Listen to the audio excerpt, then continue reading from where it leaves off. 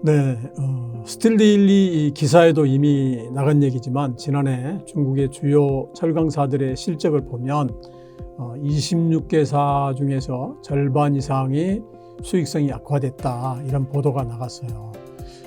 여러 요인이 있을 수 있겠지만 우선 직접적으로는 전체 철강제 수요의 절반을 차지하는 건설 경기가 지금 매우 부진한 상황이고, 또 정부가 주도하는 각종 투자 등이 예전과는 다른 형태로 보이고 있다, 이걸 꼽을 수가 있고요. 이 밖에도 주요 국가에서 중국산 철강 제품에 대한 반댐핑과 같은 수입 규제 조치, 이런 게 원인이라고 할 수 있겠습니다. 그러나 저는 보다 이제 근본적으로는 생산 능력은 더 늘었는데 수요는 오히려 줄면서 안방에서 치열한 경쟁을 하고 있기 때문이다, 이렇게 보고 있습니다.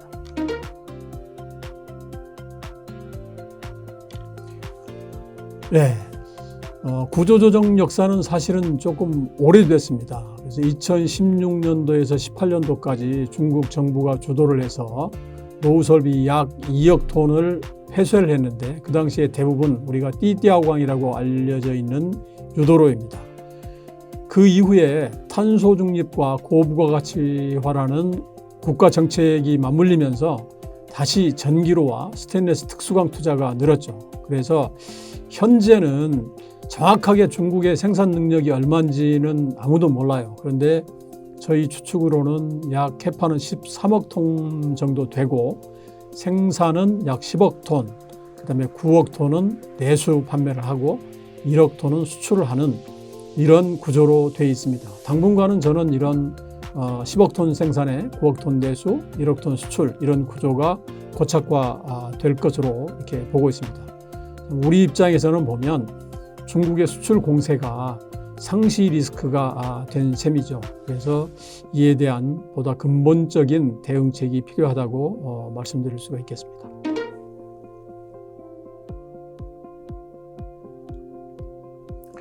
예, 앞서 말씀드렸다시피 중국 철강 산업의 구조조정은 벌써 20년 가까이 됩니다. 다만 우리와는 목적과 방식이 좀 다릅니다. 우선 중국의 구조조정 얘기를 하려면 중국 정부가 철강 산업을 어떻게 보고 있느냐 하는 시각을 좀 알아볼 필요가 있습니다. 우리가 흔히 이제 시진핑 지도부가 들어서면서 캐치프레이즈로 내세웠던 게 중국몽입니다. 그리고 중화인민공화국 설립 100주년이 되는 2049년이 되면 중국은 현재 제조업 대국에서 제조업 강국으로 가고, 그 다음에 GDP라든가 위상도 미국을 뛰어넘거나 최소한 미국과 어깨를 나란히 하는 이런 식으로 간다는 게, 그게 바로 양백 플랜인데요. 이 양백 플랜을 실현하고 무엇보다도 제조업 대국에서 제조업 강국으로 가기 위해서 철강 산업은 필수 산업이다, 이렇게 인식을 하고 있어요. 자, 그러면 이제 문제는 이제 구조조정 방식이 우리하고 차이가 있다는 건데, 우리는 사실은 시장에 맡겨놓죠. 그래서 망할 기업은 망하고 설비도 아웃되고 인력도 감원을 하고, 이런 게 우리 방식인데, 현재 중국 정부가 하는 구조조정은 이런 방식이 아니에요. 지금 보면 중국 업체, 철강업계에서 가장 큰 문제는 플레이어 수가 너무 많다는 겁니다. 그러다 보니까 국영 철강사들의 시장 지배력이 생각보다 좀 약합니다. 예를 들어서 한국이나 일본, 유럽, 미국 이런 나라들을 보면 두세 개 업체가 전체 철강제 시장의 약 60, 70%를 차지를 하고 있는데, 중국은 10대 메이커의 시장 점유율이 이제 40% 초반밖에 안 됩니다. 그래서 2011년부터 상위 10대 메이커의 시장 점유율을 60%까지 늘리겠다라고 계속 얘기를 해왔는데 20년이 넘도록 이게 제자리 걸음을 하고 있습니다. 왜냐? 민영기업이 국영기업보다 더 발빠르게 캐파를 키웠기 때문입니다. 그래서 2016년부터는 국영기업을 중심으로 해서 의도적으로 인수합병을 추진을 하고 있습니다. 대표적인 사례가 바오산강철과 우한강철의 합병입니다. 또 2020년 이후에는 철강업계를 크게 4가지로 분류를 했는데, 우선 생산능력 7천만 톤에서 8천만 톤급 회사를 2개 내지 3개를 만들고요. 이러면 이 업체들이 약 시장의 30%를 차지하고요. 그 다음에 4천만 톤급 회사 5에서 6개, 이 역시도 한 30% 됩니다. 그리고 나머지 20%는 각각 전문업체와 지방업체 이렇게 재편을 추진을 하고 있습니다. 그래서 이제 부실 기업을 정리하는 방식도 우리하고는 좀 다르죠. 대부분 보면 문제가 생기는 기업을 역내 국영기업이 주축이 돼서 인수합병을 합니다. 아까 말씀드렸다시피 우리는 구조조정을 하면 시장에서 기업이라든가 설비라든가 이게 사라지는데 중국은 그렇게 할 수가 없습니다. 왜냐하면 아직도 중국의 각성에서 세금을 가장 많이 내고 고용을 가장 많이 하는 산업은 철강 산업입니다. 그래서 우리식으로 구조조정을 한다 이러면 중국에 있는 지방 정부들은 세수 문제라든가 공무원 봉급이라든가 투자라든가 이게 문제가 생겨요. 그래서 그렇게 하지를 못합니다. 그래서 지금도 인수합병이 끝났는데도 그 각 성에 있는 그 업체들은 독립적으로 원료 구매부터 생산, 판매, 세금 부과 같은 걸 따로따로 하고 있다라고 하는 겁니다. 이제 문제가 되는 건 뭐냐면 여기서 그치는 게 아니고 인수합병된 그렇게 해서 새로 된 그 기업에 대해서는 부실 채권을 탕감을 해주고 돈을 더 보태서 자본금을 늘려주고 심지어 지방정부의 공사 물량까지 우선적으로 배정을 합니다. 이렇게 되다 보면 하루아침에 부실 기업이 세계적인 공룡 기업으로 재탄생을 하게 되는 거죠. 그래서 이미 이 같은 사례는 과거에 조선이나 항공, 건설, 최근에는 증권 이런 데서 많이 찾아볼 수가 있습니다.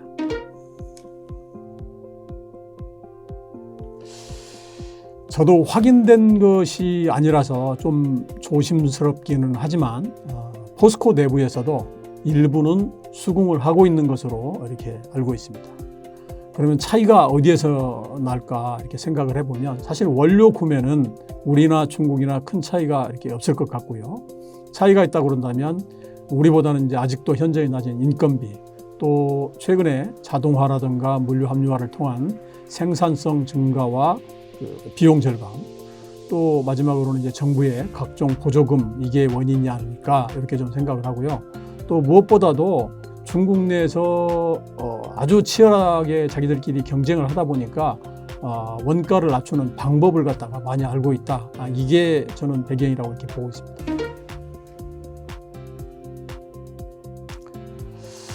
AD 문제는 지금 가장 뜨거운 화두죠. 근데 개인적으로 AD가 저는 필요는 하다고 봐요. 그런데 정말 우리가 냉정하게 생각을 해야 될 게 있습니다. 지금 한국 제조업은 중소실수요가부터 지금 뿌리채 흔들리고 있습니다. 이들이 무너지면 상위 제조업체가 무너지고요. 결국에는 납품 구조상 대기업도 경쟁력을 잃을 수밖에 없습니다. 철강 역시도 중소실수요가들은 2, 3차 유통하고 거래를 하는데 이들 중소실수요가 무너진다 그러면 2, 3차 유통이 당연히 타격을 입게 될 것이고요. 또 그런데 현재 우리나라 판매 구조를 보면 국내 대부분의 메이커들은 1차 대형 대리점을 통한 판매 비중이 월등히 높습니다. 그리고 이들 업체들은 중소실수요가들을 대상으로 시장을 개척하기보다는 거의 코일 판매, 단순 전매를 하는 비중이 높습니다. 그래서 만약에 2, 3차 유통이 대리점에 주문을 줄이게 되면 결국에는 메이커도 롤 채우기가 힘들어진다. 그리고 지금처럼 불황이 겹치면 저는 이 속도가 더 빨라질 것이다 이렇게 보고 있습니다.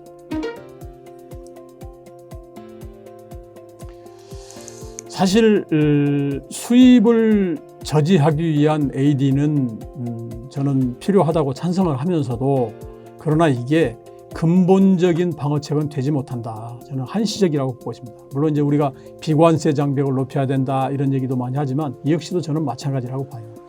단순히 시간을 약간 늦추는 것에 불과하다 이렇게 생각합니다. 그래서 근본적으로는 우리가 원가 및 품질 경쟁력을 높여야 합니다. 쉽게 얘기하면 중국 철강사들이 만들지 못한 제품을 만들거나 중국 철강사보다 더 싸게 만들 수 있어야 됩니다. 또 하나는 철강은 소재 산업이지 않습니까? 그래서 메이커에서 유통, 실수요가까지 이르는 이런 공급망도 지금보다는 좀 더 꼼꼼하게 그리고 또 촘촘히 챙겨야 될 그런 시점이 아닌가 싶습니다. 한국은 여러분도 잘 아시다시피 제조를 해서 수출로 먹고 사는 나라입니다. 특히나 철강은 전후방 산업과 연관관계가 굉장히 크죠.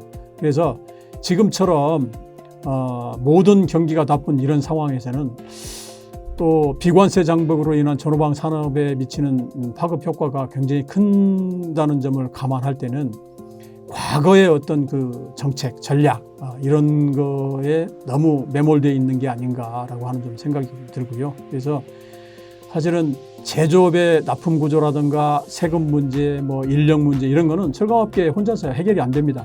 정부 정책이 같이 동행이 돼야 되는데 지금의 어떤 그런 이 정부 정책은 지나치게 좀 대기업 중심으로 좀 돼 있지 않나 이런 점에서는 이건 역시 지금 같이 손을 봐야 되는 그런 시점이 아닌가 이렇게 좀 보고 있습니다.